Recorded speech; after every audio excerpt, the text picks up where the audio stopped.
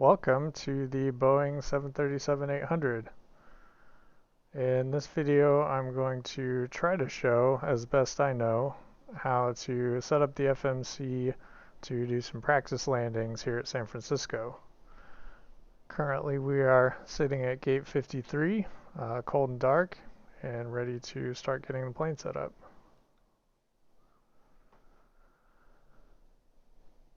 So, there's a lot of realism. This particular 737 I'm flying is the Zibo, and there's a lot of realistic stuff that's simulated here. But because I'm not on any online ATC and I'm just looking to practice landings, and I know things like the lights are going to work the way they're supposed to because it's a simulator, I'm not going to run through any of the realistic checklists that you might see out there, the realistic procedures. I'm just going to walk through starting up the airplane, what you really need to do to get it off the ground and working the way it's supposed to. So first thing, we'll get our battery power connected. And I do like to have the GPU connected. It's a little bit realistic even though it's available anyway. So we'll get our ground AC power going. And at this point, I like to set up the payload and the fuel. Since we're just going to do some circles around the airport and landing, it's really not critical, but I like to go ahead and give us a full complement of passengers in the back and a realistic amount of fuel to load the plane up nicely. I just installed the recent update to Zibo, so everything has gone back to default here, so maybe that will be helpful seeing how to change some of these configuration settings. I am in the US, so I like things in pounds. And I think that plus the number of passengers is about all I really customize here. So we'll go all the way up to 189 passengers. And then I go back here and quick save all configs. That way it's there when I come back next time. Now for our payload, we will give us a full 187 passengers. And something that's interesting when you're trying to generate an online flight plan using something like SimBrief, I had some trouble getting the payload weights to match up from what I was getting in SimBrief versus here. I ended up figuring out if I do 160 passengers on SimBrief, which has a set 230 pounds per passenger, that works out to 187 passengers here in the Zibo. So that's why I'm using 187. Even though we're not using an actual flight plan for this flight, that's okay. And then for fuel, we'll give us 13,000 pounds. Generally, that's about enough to fly from, say, San Diego to San Francisco or San Diego to Phoenix, and probably enough time to do three or four landing practices here out of San Francisco. Okay, so that's all set up. Now we can set up the FMC. We've got our power on, so let's get our IRSs aligning since that takes a few minutes. Generally, the rest of the stuff takes longer than that, so I don't ever find myself sitting here waiting on that. We need to initialize the FMC location using the GPS. We will give it a airport as well, KSFO, that's where we are. Don't need to put in the gate. I think that can make it more accurate, but since you're setting the IRS position from the GPS, it's not critical.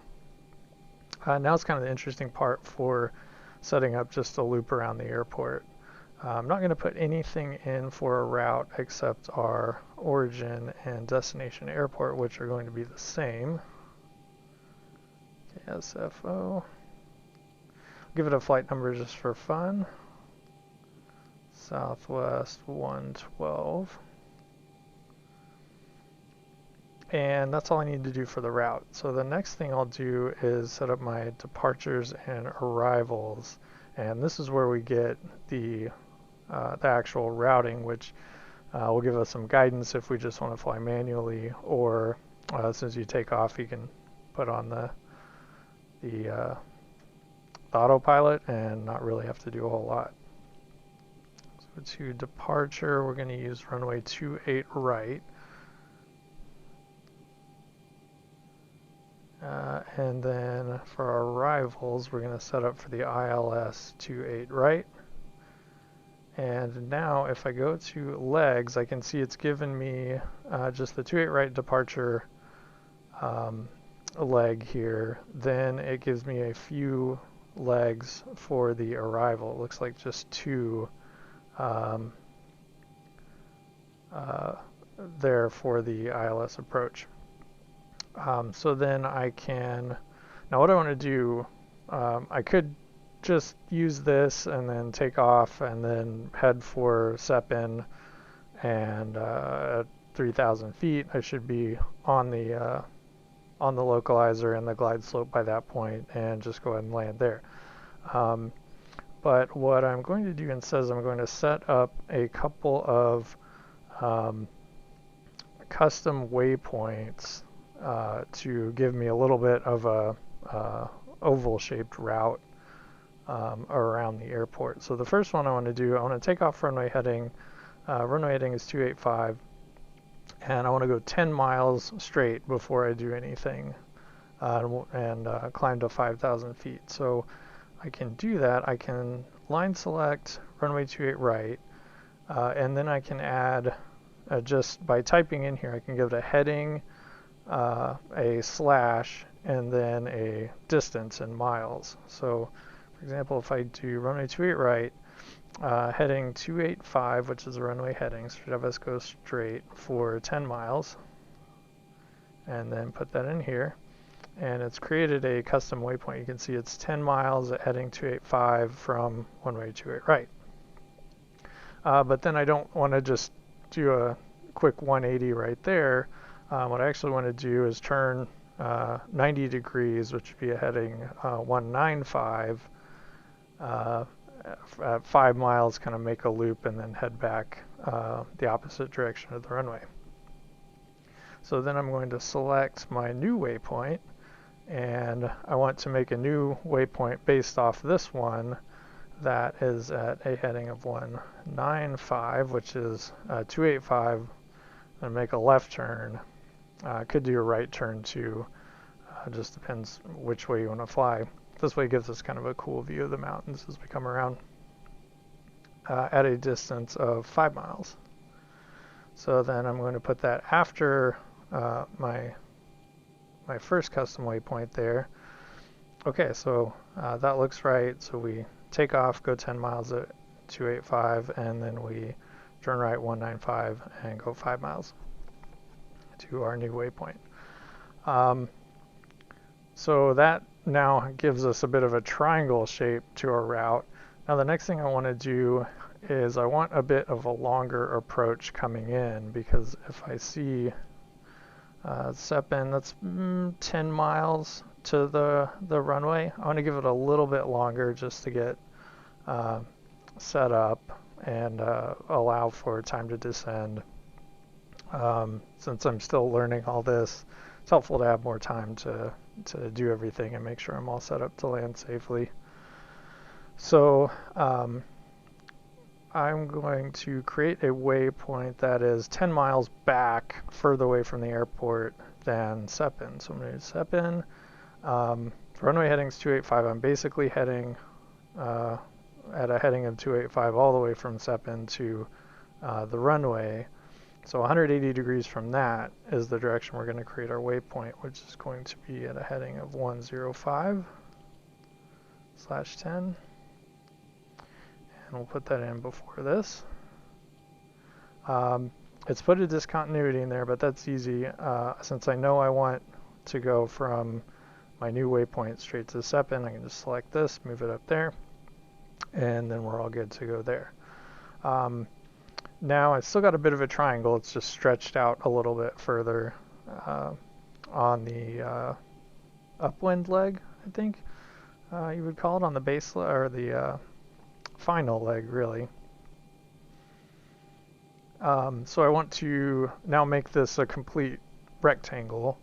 I'm going to create a waypoint 5 miles from this new waypoint, add again a heading of 195 from this new waypoint at a distance of 5 miles. I'll put that in here.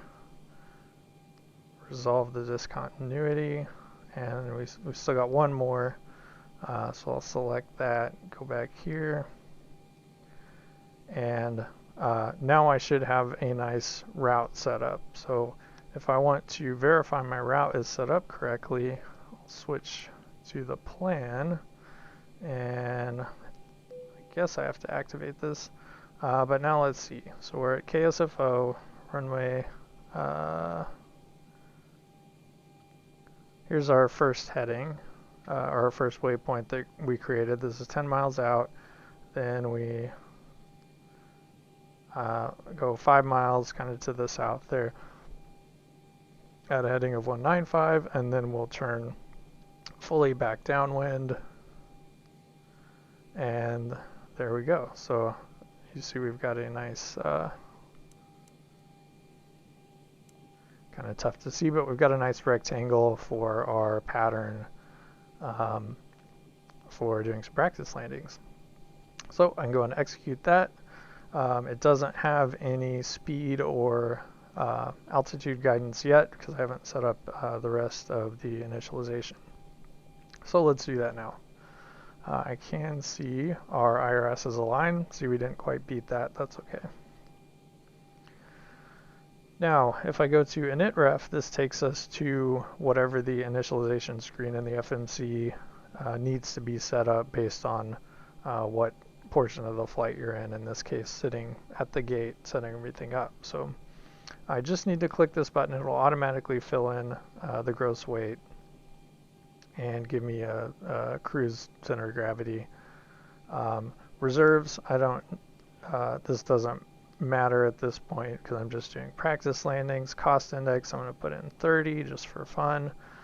Cost index is a ratio of the cost of time over the cost of fuel, basically. So the higher the cost index, the more it's going to value the cost of time, versus the lower cost index, it values the cost of fuel more.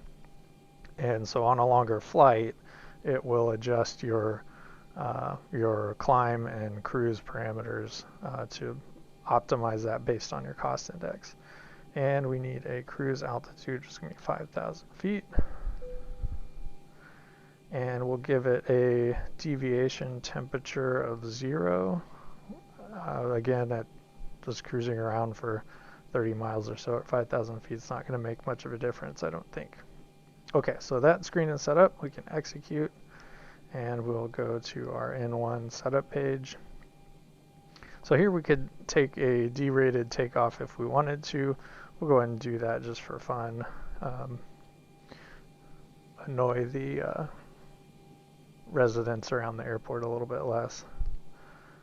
And to our takeoff, we will take off with flaps 5. Our CG should automatically populate here if I click that button. That gives us a trim setting of 6. We'll get close enough. Alright, looks good. And then it gives us our takeoff velocities here. So V2 145, we will get that punched in here.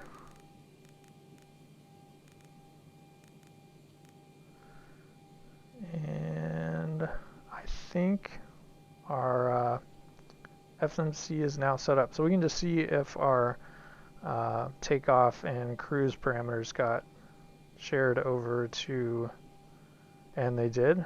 So US under 10,000 feet, we got to stay under 250 knots, so we're set up there. So we'll be at 250 knots for the whole portion of the cruise at 5,000 feet. And then starting 10 miles back, we will start our descent to get to 3,000 feet at 186 knots at SEPN. And I may manually slow us down a little bit before then.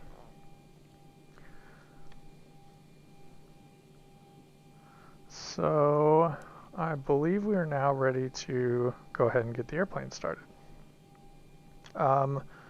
Let's get from Active Sky the QNH. Kilo Sierra Foxtrot Oscar Airport Information Foxtrot 0056 Zulu Weather Wind 267 at 16 Visibility 10 Sky Condition Few clouds at 20,000 Temperature 30 Dew point 12 Altimeter 2982 Advise on initial contact. So I heard there altimeter 2982. We'll set that up.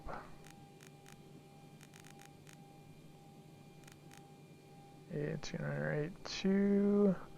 And I've got all of these synchronized, so I shouldn't have to set any more of them. And then we heard wind at 267 at 16 knots. So the wind is coming a little bit of a crosswind from the south at a pretty brisk 16 knots. So I know from having done this before, we're going to have a fun time coming in for landing with that. It gets pretty gusty.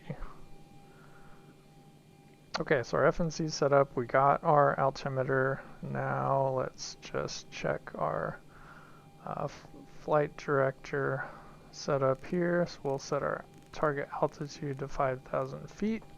We'll set our pressurization to 5,000 feet. And let's start setting up the overhead. So we'll turn our yaw damper on. Everything else here just is set up how it needs to be when you start the plane up. But you do want to make sure all your navigation switches are in normal. Source is auto. We'll turn on our fuel pumps now because we're ready to get the APU started up. Again, all of this is, I've never had to touch any of this when you're setting up the airplane. We'll arm our emergency exit lights. We don't need any panel lighting, it's nice and bright. We should be, oh, we haven't called for the fuel truck. Let's get fueled up. Okay. So now we see our fuel truck is there and it is fueling us up. I believe we even got a nice, yep, guys fueling us up.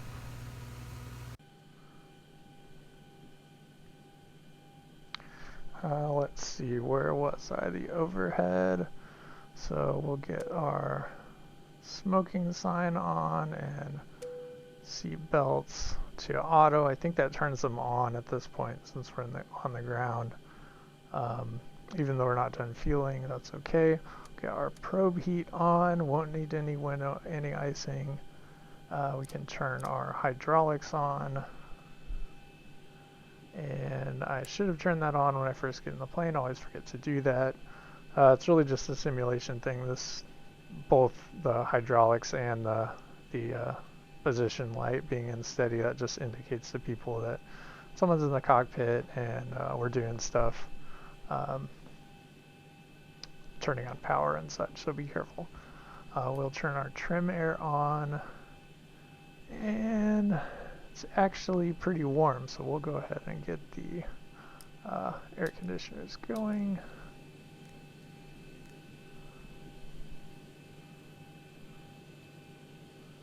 Okay, now I need to get my pushback. Oh, get our APU started. So fuel pumps are on, we can go ahead and start the APU. Takes a little while to get going, but we should see the exhaust gas temp jump up here in a few seconds.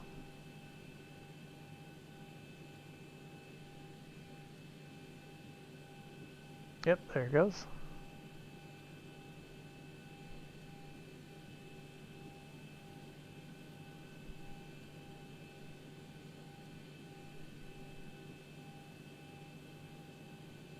Alright, that'll take a few seconds to get going. And while that is happening, we can get our pushback set up.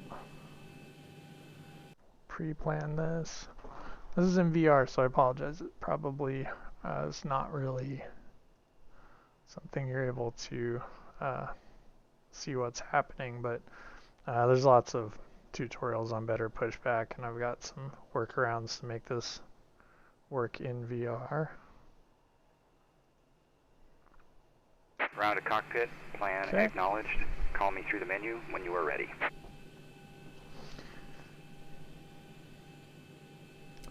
All right, there we go. Now we've got APU power on the bus, so we will switch to that. We can call off our ground power unit. And let's see. Is still pretty warm. I think I might not be able to really get the air conditioning going until I get the APU on there. So now I can hear it going. Yep, we've switched the bus, so that's why we got the master caution. I think at this point we are ready for pushback. Turn our auto brakes off and call for pushback. Ground to cockpit, tow is driving up. Alright, just going to look around and make sure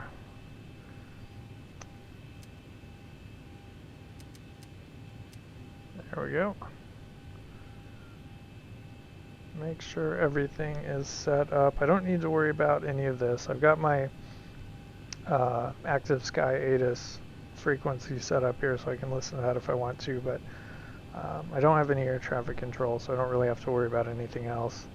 As we're coming around, I'll talk about the ILS frequency, but I'm pretty sure that's all set up how it's supposed to be anyway. And we should have, yep, there he is. Our tug is there, ready to go. All doors and hatches are closed, ready to connect. Oh, I guess we should close the cockpit door.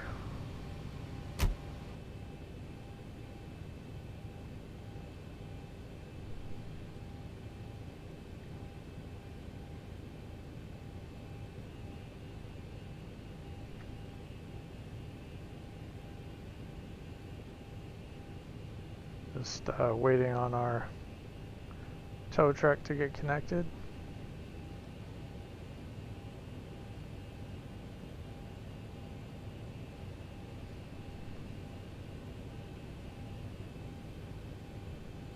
So connected and bypass pin inserted. Release parking brake. Okay, here we go. Starting pushback, and you may start engines. Alright, here we go. So now we can start our engines. In order to start the engines, you need a source of air pressure and you need AC power. Both of those are coming from the APU, but right now the APU is powering the air conditioners, so if we were to try to start, we wouldn't get enough air pressure to spin up the engines. So I have to turn off the air conditioning packs, and now I should be able to start the engines. So to start, turn the start switch to ground, and here we go, our N2 is spooling up.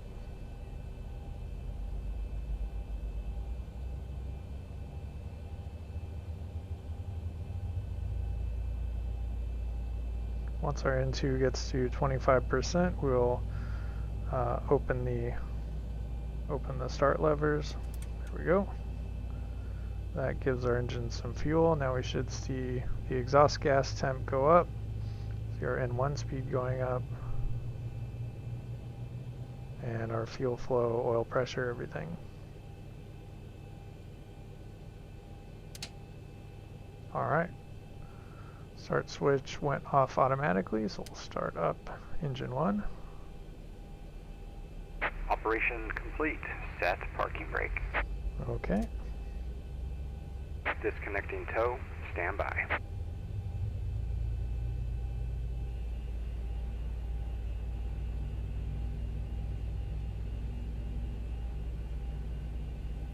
%.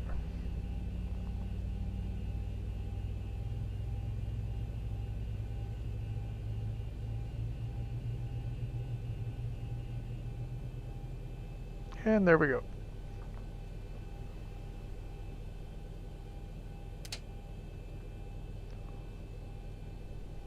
Alright, engines are started.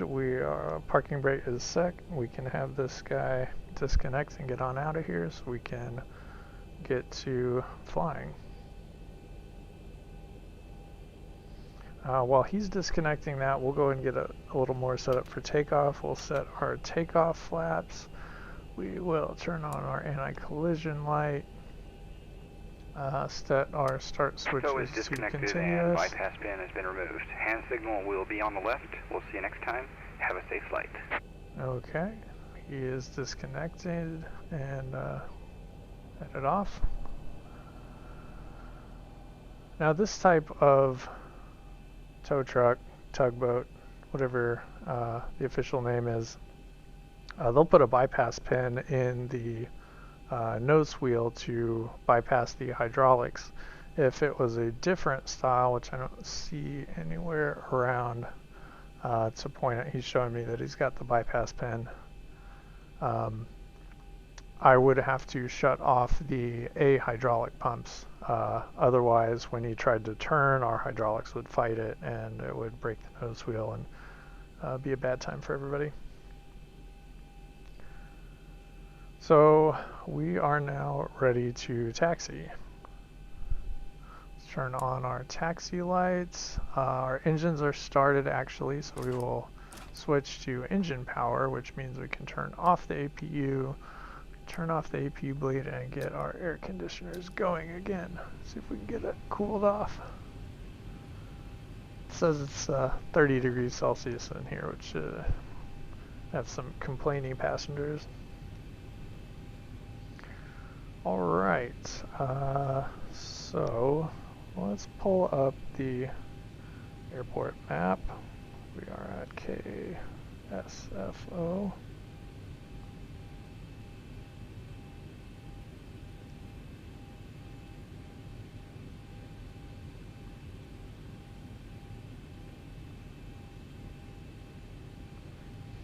We can see we are here, just pushed back from gate 53.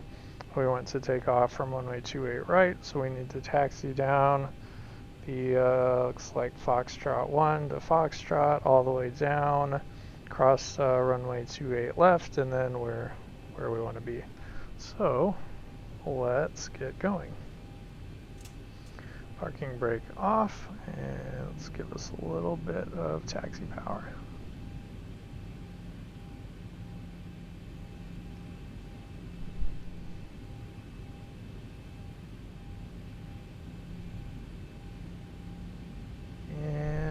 Pretty sure, signs are a little hard to read, but pretty sure I want to just head straight down this way. Give us a little diagonal intersection with Foxtrot.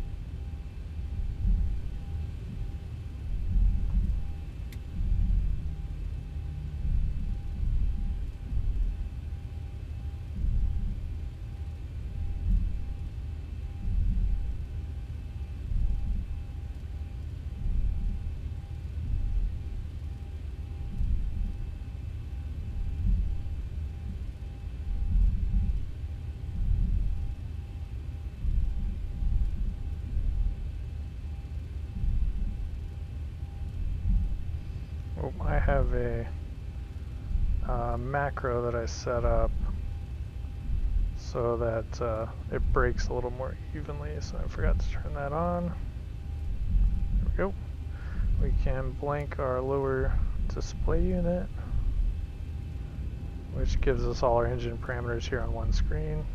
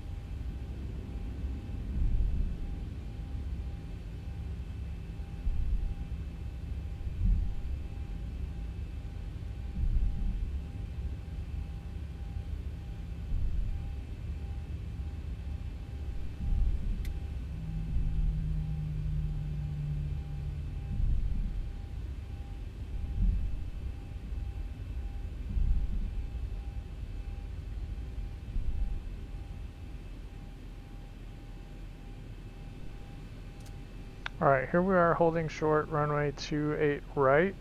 So let's just make sure we're all set up to go. Our flaps are set. Auto brakes, RTO. We can start getting our lights set up. We'll just go ahead and turn on all the lights so everybody knows we're coming. We'll turn on our strobe lights, wing light, wheel well light. That gives us some cool sounds from the cabin. That should be on. Packs are all set good. Have a good flight. And we are ready for takeoff. Well, not quite yet. So we'll go ahead and start taxiing onto the runway. I can turn on the flight directors. All this is all set up. We'll arm LNAV so we get guidance as we're taking off. And we'll use the toga buttons here on the throttle for the actual takeoff thrust.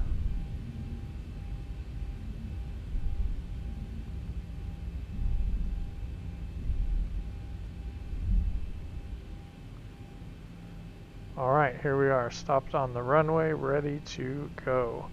So the way that I do this in VR, since it's hard to hit the toga buttons, I don't have anything mapped to my controllers, as a suggestion from Skymatrix, hit the toga button, and this arms us. It gives us some flight director guidance there, and then as soon as I arm the auto throttle, it's gonna go ahead and take off. So before we do that, we'll get the engines up to 40%. I try to get this about in the middle of this little curve section here. Yep, 42%, looks good. We are moving, arm our auto throttle, and there we go. Take off thrust. Oh, let's set our timer.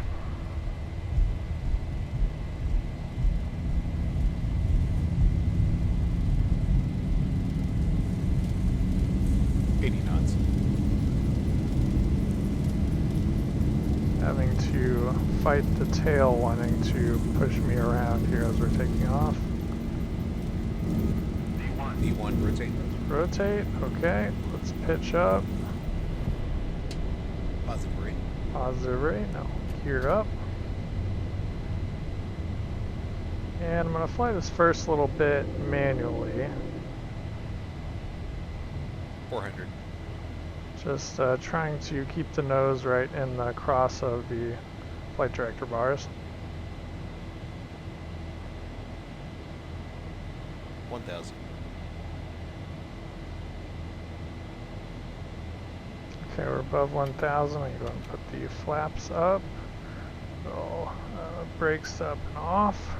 Oop, we're pitching down. Don't want to do that. We need to set our speed on up to 250.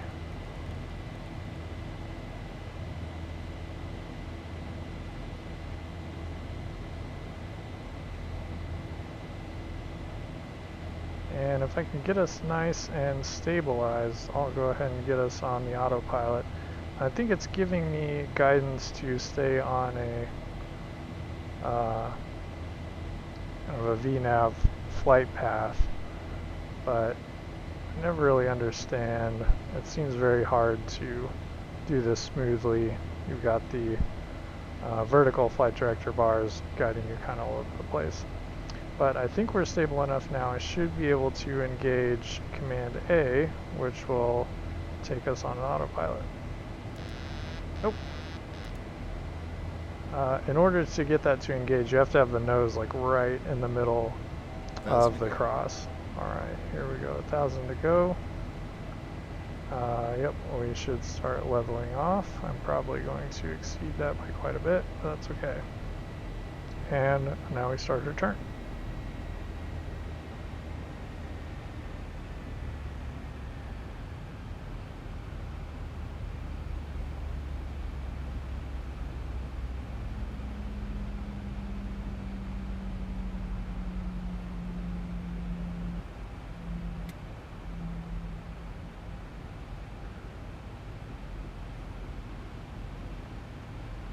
actually, now what I should be able to do, since I don't have VNav armed, I should be able to go ahead and engage Command A now.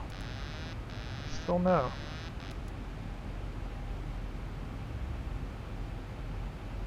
Likely I'm in too steep of a turn. It doesn't want me switching to autopilot while I'm banking so hard.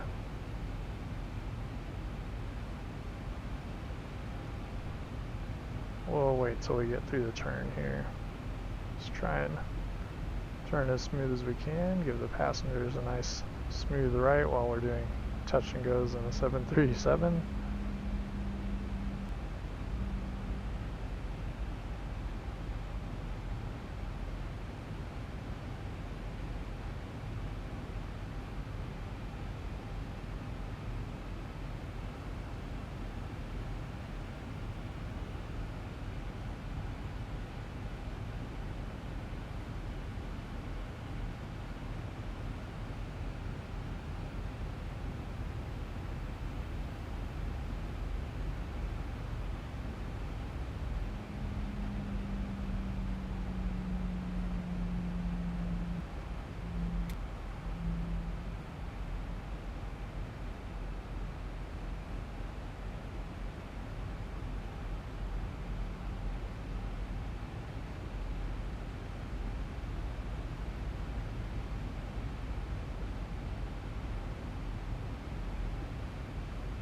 Okay, now we should be nice and steady, so I should be able to switch to the autopilot. I'm getting a little low on my altitude. That's okay though. I'm going to turn off altitude hold.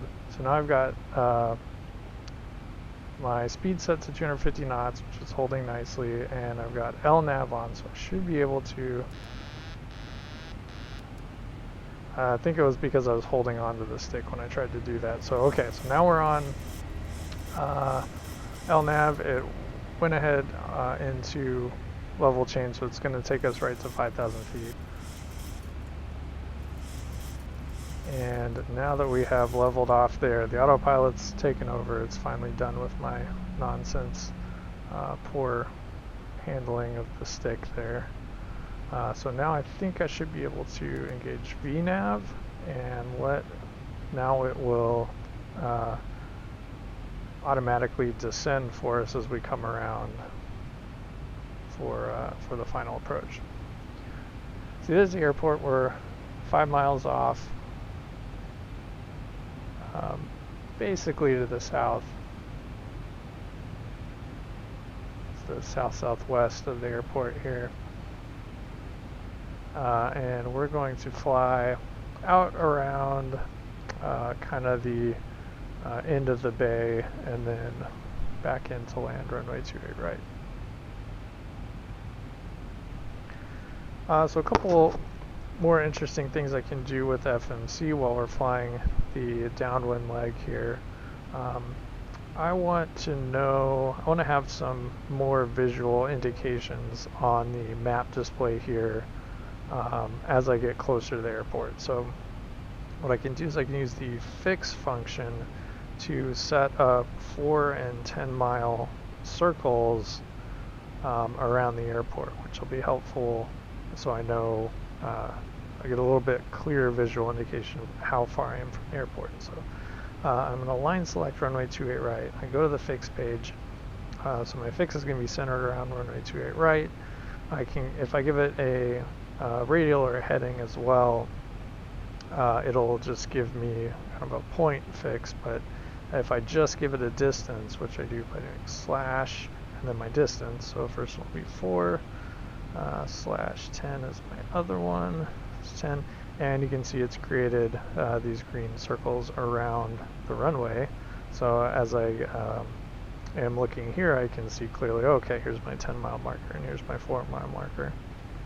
And I know I should be pretty well set up for landing with flaps and everything once I get to the 4 mile marker. Okay, so now we need to start preparing for our descent. We'd have done all this way ahead of time if we're flying an actual flight, but since we are not, we're just practicing, We'll go ahead and set our altitude target down to 0 so that VNav will go ahead and start descending for us. Let's see what else. I can turn our auto brakes. We'll go ahead and arm that. Don't necessarily need to do that right now. And we'll get our approach reference thing set up here in the FNC now. So if you hit init ref while you're in the air, I think after you have leveled off at your cruise altitude, then it'll take you to the approach ref page, which gives you some VREFs for different flap settings. We're going to do flaps 30, and then we're going to need to correct that for the wind because we've got a pretty healthy headwind with a little bit of a crosswind component as we're landing. The ATIS at the time, it was 16 knots. Kilo, Papa, Alpha, Oscar, airport information, India, 0056, Zulu, weather, wind, 267, at 16, visibility, 10, Okay. sky condition. 267 at 16, that's the same as it was before. So we'll divide that in half, and then our wind correction is going to be 8. So we will take our flaps 30, 148 plus 8 is going to be 156. Put that in there. Now it gives us VREF guidance that we know we need to be right about at 156. I think it's not less than 156 and not more than 20 over that. Otherwise we have to do a go around. Alright, so we're approaching our turn on final. Starting our turn, that is. And I know we're going to need some help slowing down from having done this before. So I'm going to do speed intervent and start slowing us down. Let's get us down to 220. But we're going to need to start slowing down quite a bit more. So where we are here, yeah, so we're at 250, and in 10 miles we need to be all the way down at 187. So we really need to start bleeding off some speed. We should not have a problem doing that. Easy to slow down in a turn like this.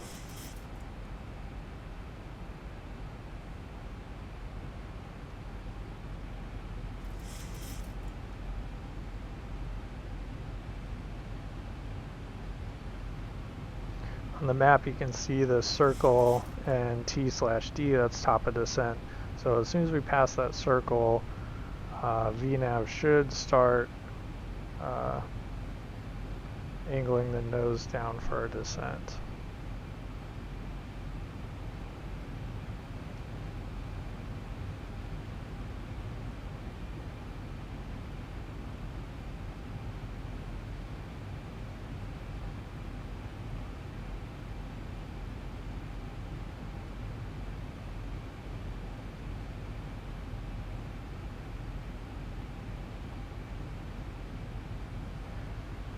The cool thing about what I'm trying to show through this demonstration is that with the built-in X-plane functionality, there is a setting when you set your location. You can set, I want to be on a 3-mile approach or a 10-mile approach. But when you're using custom airplanes like the Zibo, it doesn't set up all of the extra switches and all the extra functionality that you have. I actually haven't even messed with it.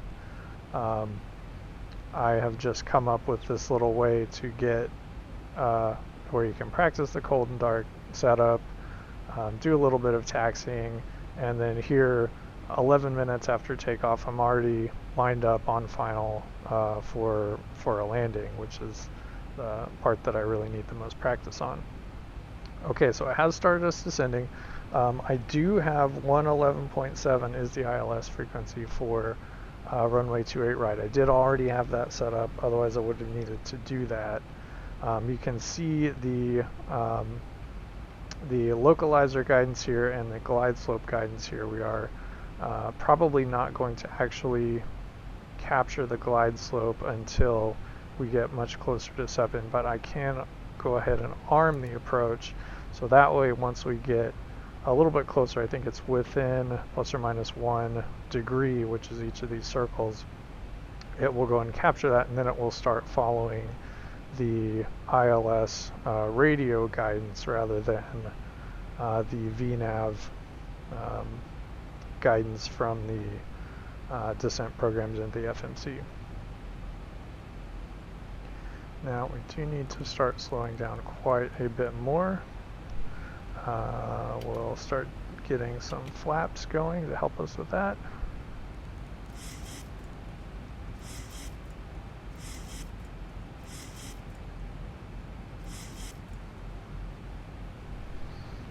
Go ahead and get flaps 5.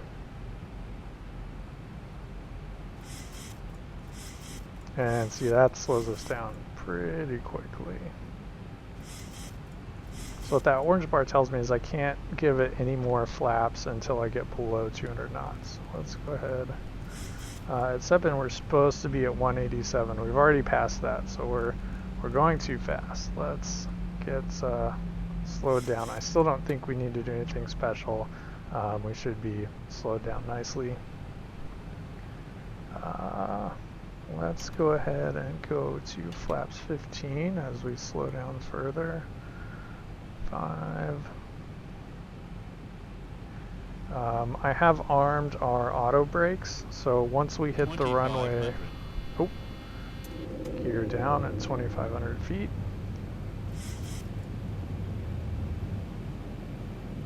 Once we hit the runway, a few things are going to help us slow down. One's the auto brakes.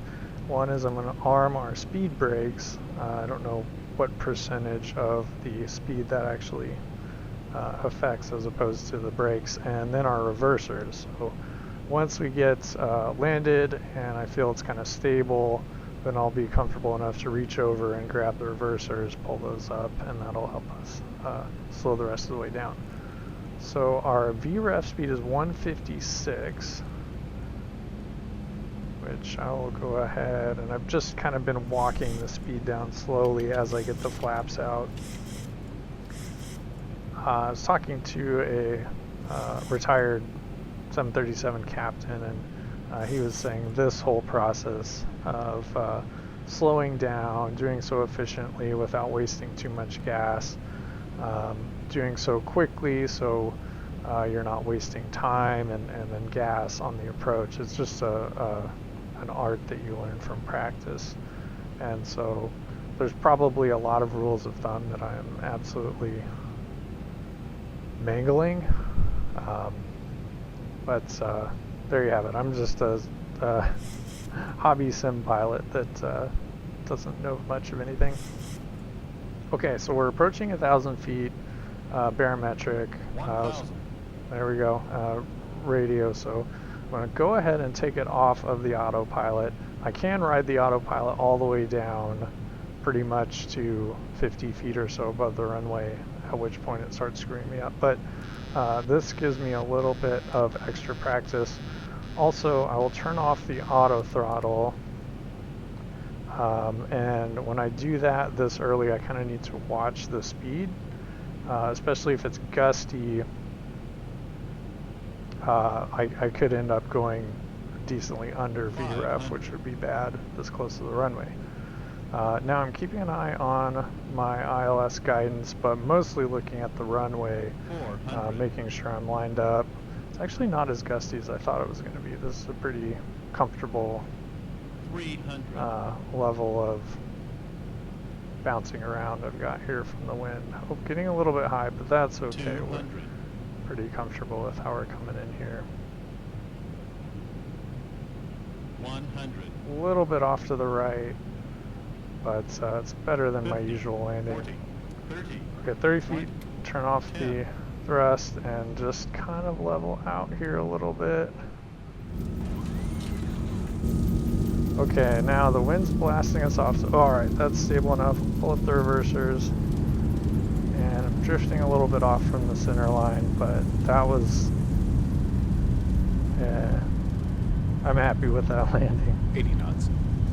80 knots, we can turn off the reversers, and we can turn off our auto brakes and just use manual brakes on my rudders. Oop, almost missed my high-speed turn.